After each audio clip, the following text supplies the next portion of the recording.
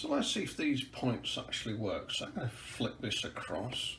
So this locomotive should now go down onto this particular point and onto here. I'm going to have to make sure that this is set as well, otherwise we'd end up derailing it.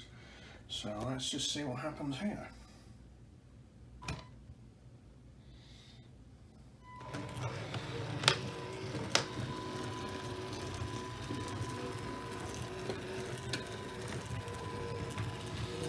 And it's a nice smooth transition, which is good, which is what I like.